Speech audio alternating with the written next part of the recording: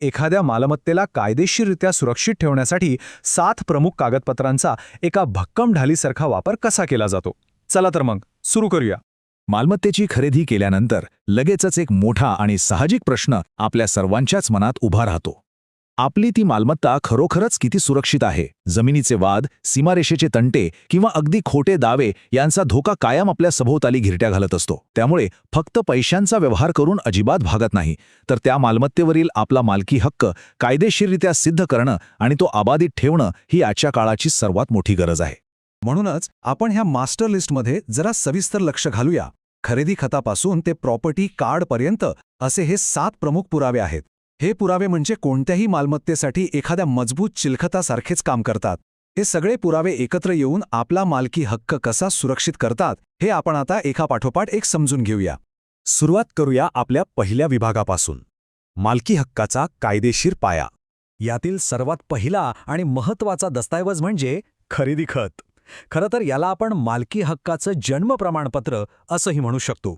एखाद्या जमिनीवर स्वतःचा कायदेशीर हक्क सिद्ध करणारा हा सर्वात प्राथमिक आणि अगदी मूलभूत पुरावा मानला जातो. जेव्हा कधी एखाद्या जमिनीचा व्यवहार होतो ना, तेव्हा त्याची सर्वात पहिली कायदेशीर नोंद याच दस्तऐवजात केली जाते. आता या खरेदी खताची सर्वात रंजक गोष्ट म्हणजे हे दस्तऐवज त्या व्यवहाराचे अगदी सूक्ष्म तपशील आपल्यासमोर मांडतं. यात कसलीही संदिग्धता राहत नाही. तो जमिनीचा व्यवहार नेमका किती तारखेला झाला, त्यात कोणकोणते पक्ष सामील आहेत, त्या जमिनीचं एकूण क्षेत्र किती आहे आणि सर्वात महत्त्वाचं म्हणजे खरेदीची अचूक रक्कम काय आहे, या सर्वांची अगदी पक्की कायदेशीर नोंद यात असते. एकदम क्लिअर. सुरुवातीच्या खरेदीच्या टप्प्यावरून पुढे जात आता आपण आपला दुसरा विभाग पाहूया, शेतजमीन आणि तिच्याशी संबंधित महत्त्वाच्या नोंदी. यात सर्वात आधी नाव येतं ते 7/12 किंवा 7/12 उतार्याचं. शेतजमिनीच्या मालकीचा विचार केला तर हा एक अत्यंत कळीचा दस्तऐवज आहे. तसं पाहायला गेलं तर हा केवळ एक कागद नसून त्या शेतजमिनीचा संपूर्ण इतिहास आणि तिची वर्तमान स्थिती अगदी स्पष्टपणे दाखवणारा तो एक अधिकृत आरसाच आहे. या 7/12 उतार्यावरून जमिनीचा संपूर्ण कुळाचारच उलगडतो. मालकाकडे नेमकी किती जमीन आहे, जमिनीचा भोगवटादार वर्ग किंवा प्रकार कोणता आहे आणि त्या जमिनीचा खरा कायदेशीर मालक कोण आहे हे यावरून अगदी लख्खपणे स्पष्ट होतं. म्हणूनच शेत जमिनीवर हक्क सांगताना हा पुरावा सर्वात आधी पाहिला जातो. पण थांबा, इथे एक अगदी साहजिक प्रश्न निर्माण होतो. समजा जर एखाद्या शेतकऱ्याची किंवा व्यक्तीची शेतजमीन एकाच सलग ठिकाणी नसून ती एकाच गावात वेगवेगळ्या ठिकाणी विखुरलेली असेल, तर मग मालकी कशी सिद्ध करायची? अशावेळी खाते उतारा किंवा 8अ उतारा आपल्या मदतीला धावून येतो. आता हे कसं काम करतात ते बघा. वेगवेगळ्या गट क्रमांकांमध्ये विखुरलेली जमीन हा 8अ उतारा एकाच पानावर अगदी व्यवस्थित एकत्र आणतो. एखाद्या विशिष्ट गावात त्या मालकाची एकूण किती जमीन आहे याची पूर्ण एकत्रित नोंद यात मिळते. यामुळे अशा विखुरलेल्या मालमत्तेची मोजदाद करणं अगदी सोपं आणि सुटसुटीत होऊन जातं.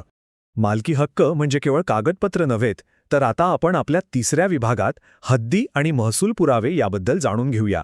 आपण अनेकदा पाहतो की शेजाऱ्यांसोबत जमिनीच्या हद्दीवरून किंवा अगदी एका फुटाच्या बांधावरूनही मोठे वाद निर्माण होतात. एकाची जमीन नेमकी कुठे संपते आणि दुसऱ्याची कुठे सुरू होते यावरून होणाऱ्या वादात जमिनीची मोजणी आणि तिचे नकाशे हाच सर्वात प्रभावी आणि शांतता प्रस्थापित करणारा उपाय ठरतो.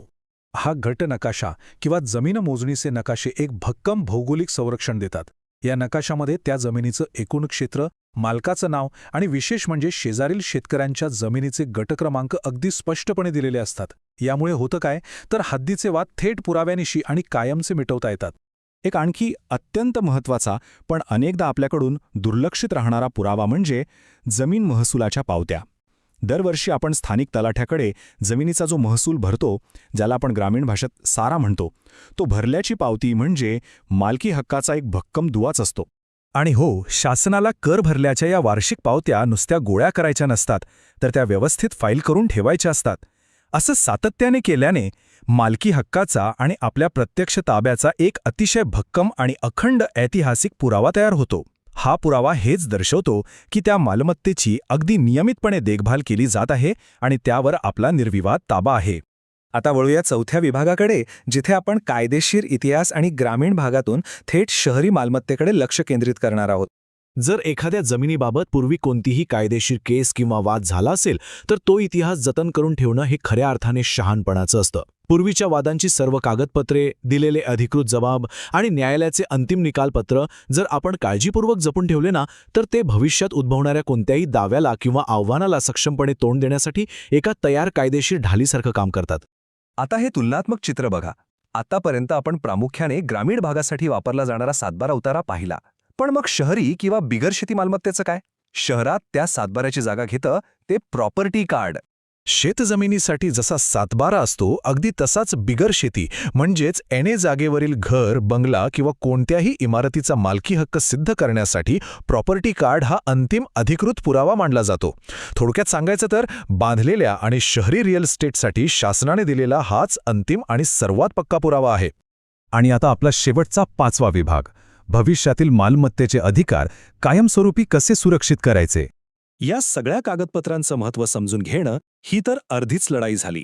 मालमत्तेचे खऱ्या अर्थाने संरक्षण करायचे असेल तर 2 महत्त्वाची पावले उचलणे अत्यंत आवश्यक आहे.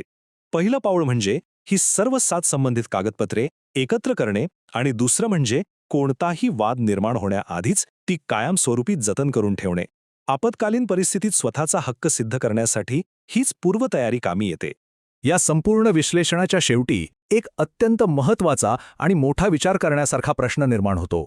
आपण लाखो करोडो रुपये खर्चून घेतलेली मालमत्ता खऱ्या अर्थाने सुरक्षित आहे का? आज कोणत्याही मालमत्ता धारकाकडे ही सर्व 7 कागदपत्रे खरोखरच सुरक्षितरित्या जतन केलेली आहेत का? लक्षात घ्या, केवळ पैशांचा व्यवहार मालमत्तेला सुरक्षित करत नाही, तर या 7 पुराव्यांचं अभेद्य चिलखतच तिला खऱ्या अर्थाने संरक्षण देतं. यावर नक्की विचार करा आणि आपली मालमत्ता कागदोपत्री कायम सुरक्षित ठेवा. माहितीपूर्ण व्हिडिओ आहे, शेअर नक्की करा. धन्यवाद.